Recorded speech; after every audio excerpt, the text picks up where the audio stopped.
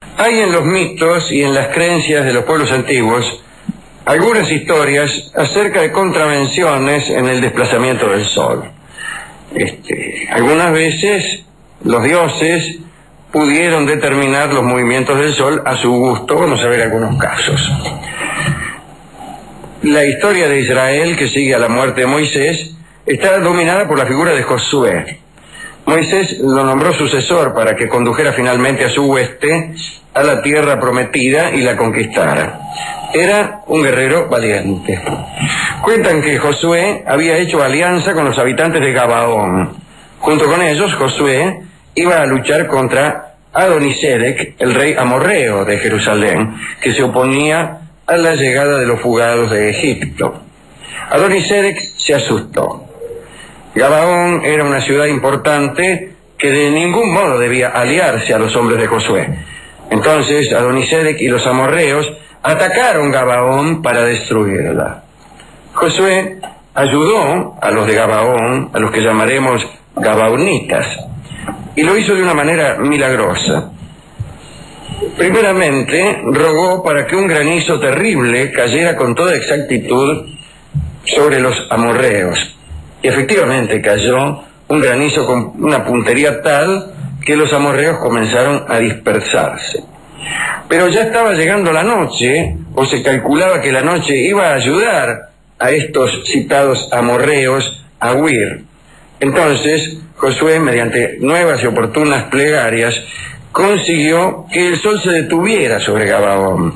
El sol quedó quieto un día entero en la posición de la mitad de la tarde. Y así los amorreos no pudieron huir y los guerreros de Josué tuvieron tiempo y luz para encontrar y matarlos a estos amorreos, que desde luego ya venían un poco perturbados por la espesa lluvia de piedras que les había caído antes desde el cielo. Cuenta Voltaire que en Israel se produjo 2 veces la manipulación del sol. La otra es la que sigue. Textos rabínicos y el Antiguo Testamento, más precisamente el Libro de los Reyes, hacen referencia al rey Ezequías, que gobernó, según se cree, entre los años 715 y 687 a.C.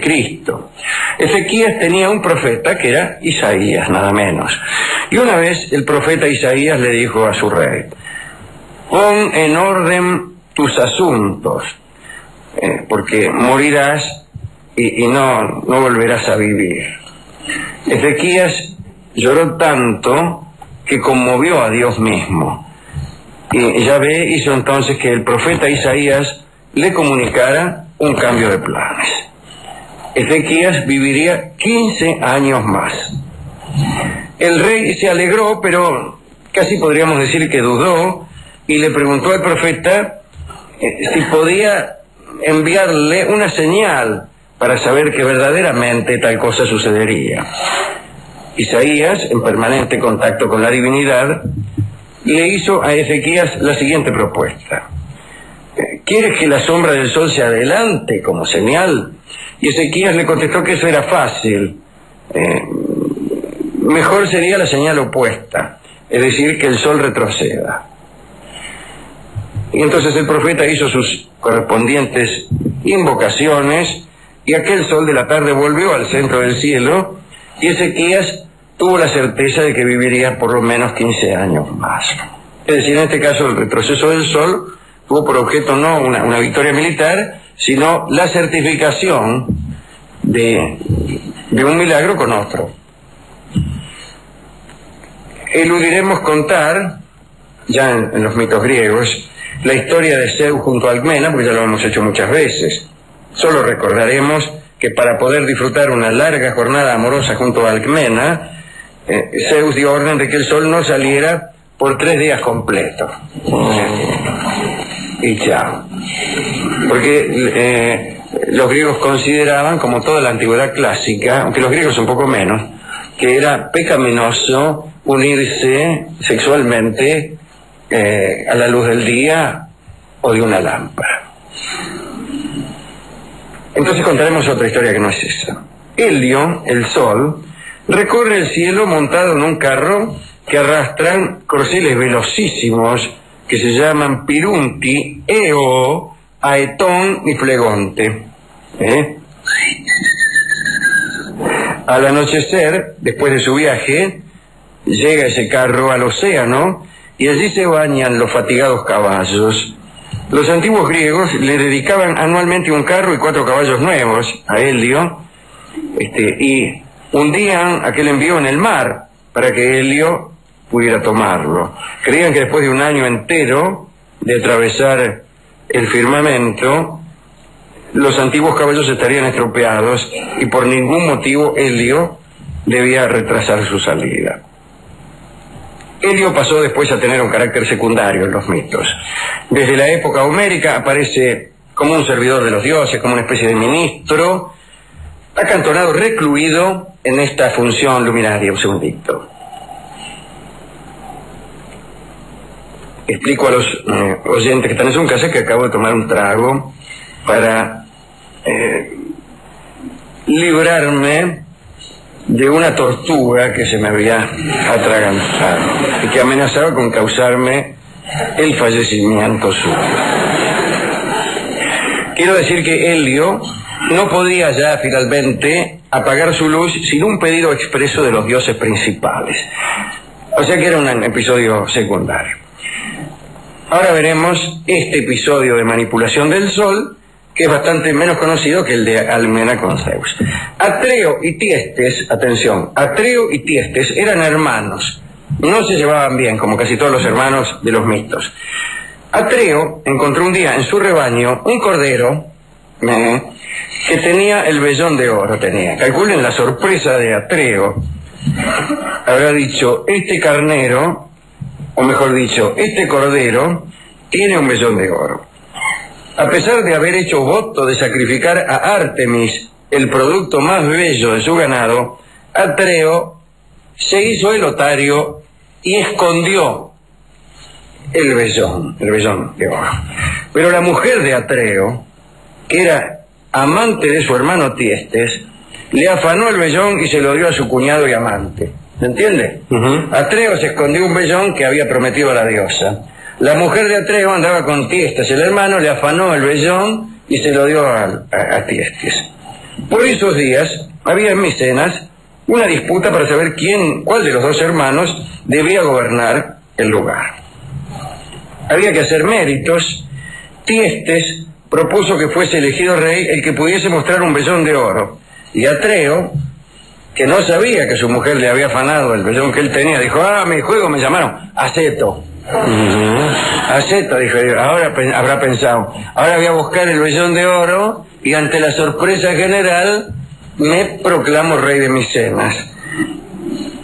Pues antes de que Atreo pudiera siquiera ir a buscarlo, quizá para ahorrarnos la parte del cuento que consiste en relatar cómo Atreo no lo encontraba y preguntaba y renegaba diciendo que en esa casa todo se perdía, etcétera. Digo, para evitar esa cosa que hubiera hecho decaer la historia en una historia cotidiana de oficina, Tiestes peló el vellón de oro que lo tenía ahí nomás y fue proclamado rey en menos que un gallo canta. Pero Zeus intervino, dijo que había habido trampa.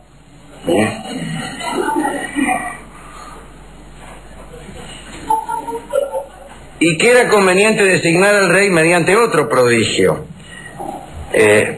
Dijo, vamos a hacer esto, si el sol sigue su camino habitual, en ese caso Tiestes continuará en posesión del trono. Ahora, si el sol retrocede, el rey será Atreo. Y Tiestes dijo, acepto, porque en realidad no creo que el sol venga a retroceder, francamente no lo creo, dijo Tiestes, que era un hombre escéptico.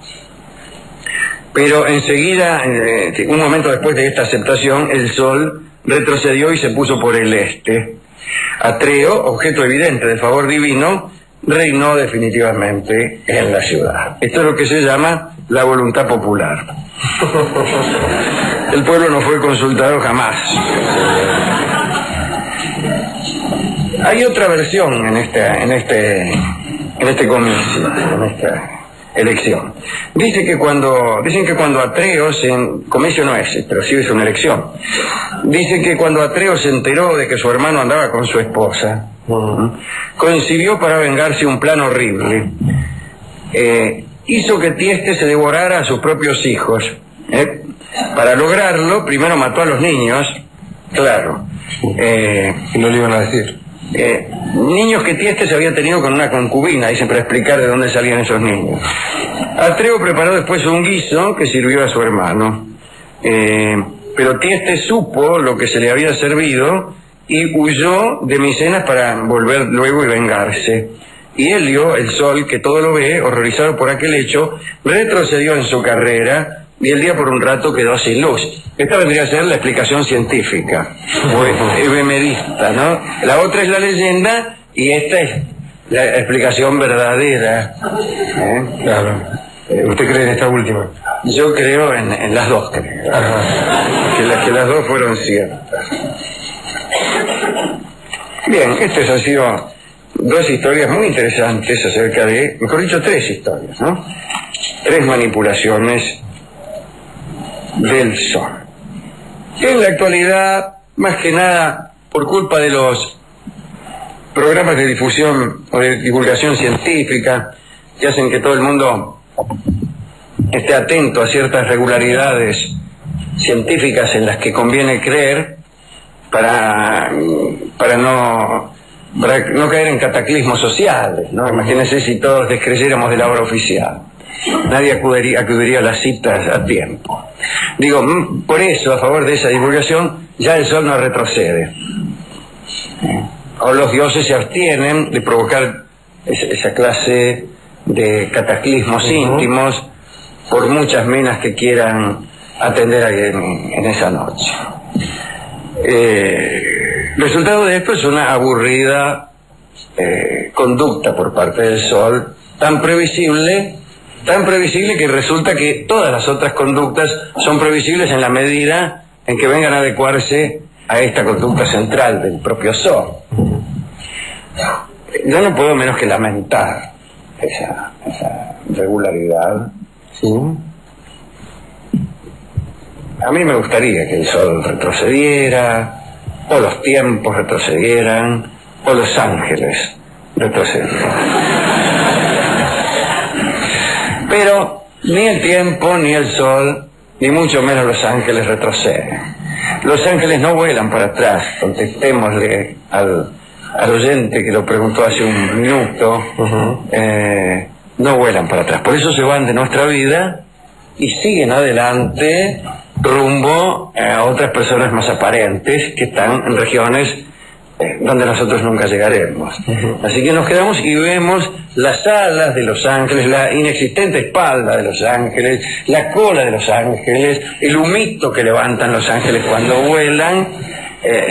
Lo vemos así de atrás hasta que se convierten en un punto, no diré en el horizonte, sino en el cielo mismo, y luego desaparecen de nuestra vista hasta que más tarde empezamos ya a dudar de la existencia de los ángeles, que es una duda propia de los canallas que son abandonados por ángeles. Cuando advierten que los ángeles ya no volverán con ellos, se atreven a dudar o bien de los ángeles o del carácter angelical de quien se ha ido. Así que esta es una respuesta tardía pero oportuna que me ha sido revelada ahora, en este mismo momento, cuando veo que el sol no retrocede ni el tiempo retrocede. ¿Por qué se molestarían en retroceder los ángeles?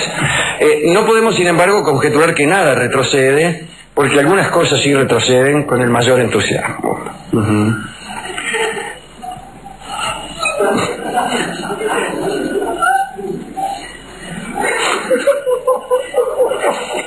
Hemos ido caminando para atrás a la discoteca a buscar un tango, una canción acerca de este asunto, ¿no? Y encontramos uno. Es un tango de Astor Piazzolla que se llama Sentido Único. Está muy bien ese título, ¿eh? Me dirá usted que es más bien una idea de tránsito probablemente la que ha tenido Astor y no una idea metafísica. quién sabe, diré yo, quién sabe si una idea de tránsito no puede, llegado el caso, convertirse en una noción metafísica. Lo toca en solo de piano el pianista Achilles Delevingne. Adelante entonces con este bello tango de Astor que se llama Sentido Único.